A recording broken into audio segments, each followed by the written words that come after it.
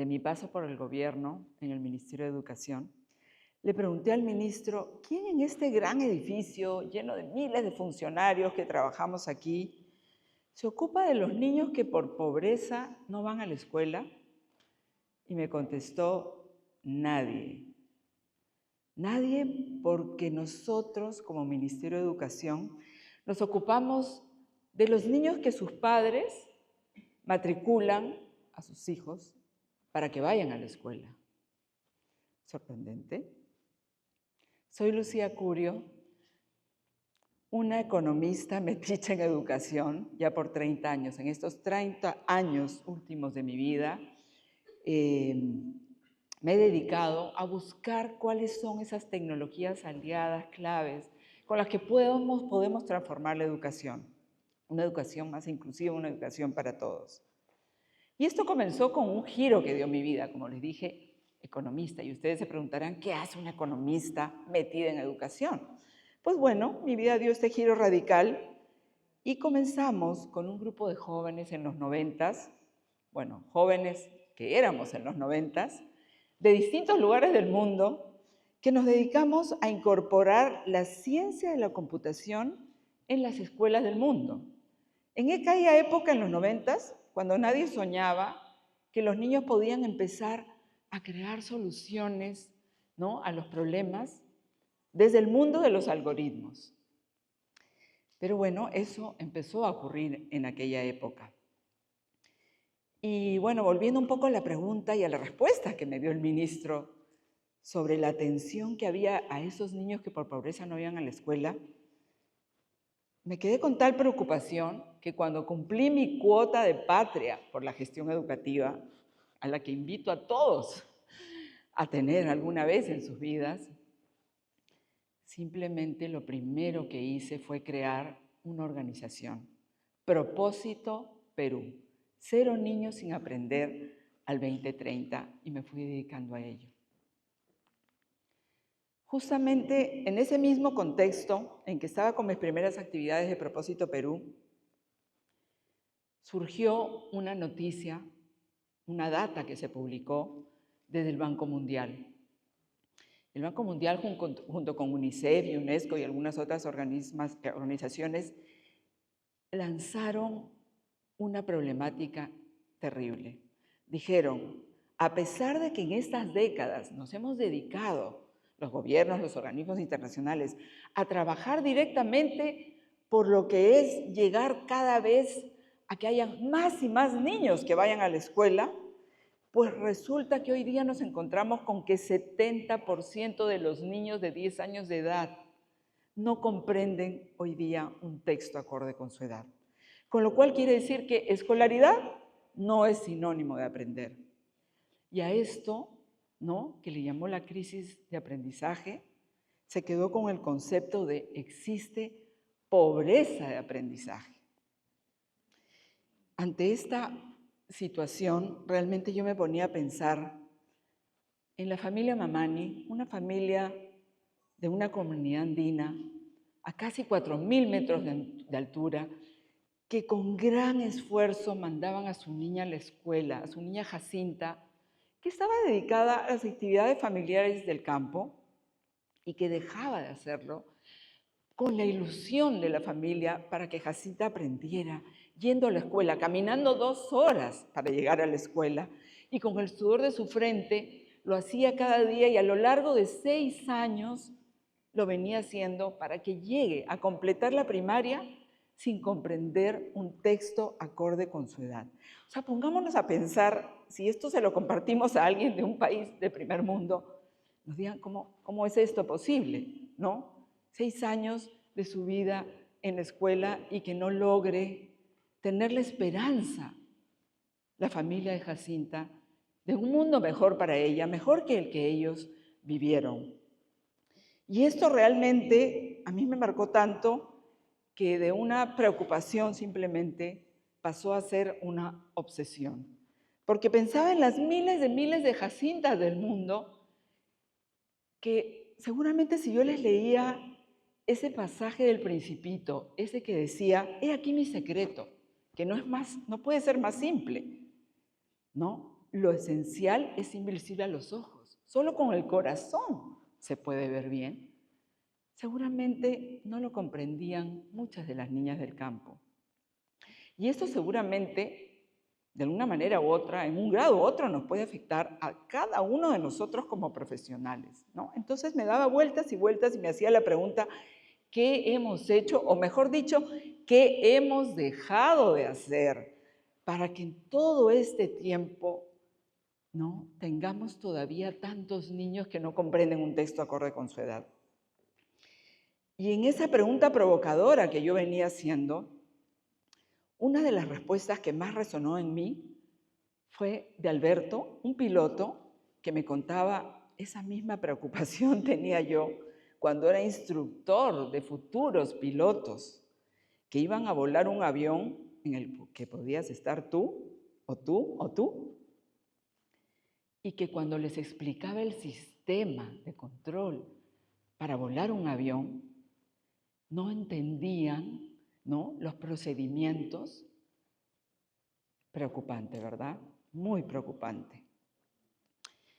En ese sentido y en esa época, realmente seguíamos indagando sobre esta problemática y entonces les pregunto, ¿cuánto creen que les cuesta a los estados de nuestros países de ingresos bajos e ingresos medios, que son los que tienen esta gran problemática, cuánto les cuesta un año de educación de un estudiante en la educación pública?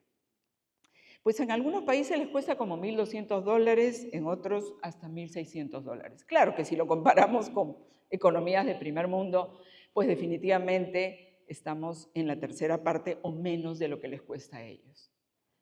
Pero si sumamos, ¿no?, más o menos en promedio podemos decir que a lo largo de la primaria son $8.000 lo que se está invirtiendo. Y si nos ponemos un poquito existencialistas, $8.000 no deberían ser suficientes para que Jacinta pueda comprender un texto acorde con su edad y que su familia pueda tener la esperanza de que Jacinta se pueda convertir en un ave libre para abrirse oportunidades en el mundo, para cumplir sus sueños, que con todo derecho tiene como cualquier niña a esa edad. Eso es algo que realmente resonó en mí mucho y me puse a pensar, ¿cuánto le cuesta? Y entonces, recuerden lo que les pregunté, ¿cuánto le cuesta al Estado? Y lo hice a propósito, porque realmente lo que tendríamos que empezar a pensar es que la educación no puede ser concebida como un gasto, tiene que ser entendida como una inversión. Una inversión que la tenemos que entender como la más importante y potencialmente la más importante inversión, la más impactante inversión. En ese sentido, realmente, yo quisiera remitirme un poco a lo que han hecho las naciones que lo han comprendido. Cada nación que comprendió que la comprensión, bueno, y valga la redundancia, que la comprensión puede llevar realmente a la transformación, a pasar de la pobreza a la prosperidad. Hace décadas y casi siglos, esos países que comprendieron realmente lo hicieron en base a una revolución educativa. Y eso realmente los llevó a convertirse en países de primer mundo, esos países desarrollados que hoy día construyen sus economías a prueba de futuro. Esos países como son, por ejemplo, los que muchas veces escuchamos en educación, Finlandia, Irlanda, Estonia en Europa, o si nos vamos a Asia, Singapur, Japón o Corea del Sur. Esos países realmente entendieron que no podemos seguir detenidos en hablar de crisis económica como el gran problema. Tenemos que empezar a abordar la crisis educativa, la pobreza de aprendizaje, cómo trabajamos con la pobreza de aprendizaje, porque si dejamos de ser pobres de aprendizaje, de hecho vamos a tener mucho más oportunidades de recibir mejores ingresos, ¿verdad? Entonces, Hay estudios que se vienen haciendo de la OCDE y de otros organismos internacionales que nos demuestran que si invertimos un año en un estudiante y logramos que este estudiante aprenda, por cada año de aprendizaje del estudiante, vamos a potencialmente poder esperar mejores ingresos hasta en 10% por cada año. Imagínense la transformación que podemos hacer. Y entonces esto es algo de lo que tenemos que aprender, ¿verdad? La inversión en educación es el activo más potente que una nación puede tener. Ahora, ok, invertimos en educación, pensamos, ¿no? Como países que sí estamos trabajando en cómo elevar ese porcentaje de inversión en educación. ¿Cuánto de nuestros impuestos vamos trasladando a que vayan a educación? Si bien es parte de la solución, no es lo más crítico y lo más profundo. Tenemos que ir hacia lo más profundo, ahondar realmente en esas estructuras de nuestro país que nos lleven a reflexionar cómo estamos dotando el servicio de nuestra educación. ¿Cómo es esa educación que estamos brindando a los estudiantes? Y aprendiendo nuevamente de esos países de primer mundo, porque en nuestras economías de tercer mundo, bueno, lamentablemente, primer mundo, tercer mundo, en nuestras economías de tercer mundo, lo que estamos haciendo es realmente simplemente pensar cuánto más aumentamos y no estamos preocupados en ahondar en lo más profundo de lo que es nuestra educación, en lo más estructural. Aprendiendo de los países de primer mundo, encontramos que el eje central fue determinar que el docente es el agente central, el motor clave de la transformación. Y entonces, ¿qué significa trabajar en ello? En primer lugar, la revalorización de la carrera docente. Yo me acuerdo alguna vez que cuando iba a colegios privados a hablar de estos mis temas, ¿no? Muchos de mis temas pues son de tecnologías y muchos me ven esa cara tecnológica que fue la que hizo que me inviten a integrar el Ministerio de Educación en su momento. Pensaban que venía a hablarles de cómo hacer con las tecnologías estas magias, como que por arte de magia íbamos a lograr esas transformaciones. Y no, realmente hoy día tenemos que pensar cómo lo hicieron las grandes naciones, y lo hicieron realmente centrándose en las mejores metodologías que tenían que implementar para lograr elevar el nivel de comprensión lectora de sus estudiantes. Y no fue empezando por apoyarse en las tecnologías. Entonces, lo que tenemos que pensar es cómo formamos buenos docentes. ¿Y qué significa ser un buen docente? Un buen docente significa simplemente aquel que logra que todos sus niños comprendan un texto acorde con su edad. Y les quiero poner un ejemplo. El ejemplo de Carmen, una docente que logró en el medio de los árboles de la Amazonía, en una escuela sin electricidad, contándoles la historia del japim, un ave impresionante, capaz de imitar a 20 especies animales. El japim que volaba en medio de la clase, ¿no? Con este personaje los niños comprendían la historia que Carmen les leía. Todos comprendían. Carmen lo conseguía. Entonces, si Carmen lo conseguía en estas condiciones, en ese entorno, aplicando, por supuesto, su dominio profesional, combinado con ese amor, con esa pasión por enseñar, entonces la pregunta es, ¿qué estamos haciendo para que tantos docentes de nuestras realidades hoy día no logren más que solo 3 o 2 de sus 10 o 20 estudiantes estén comprendiendo un texto acorde con su edad? ¿Qué estamos haciendo? Y entonces, ¿qué tenemos que hacer?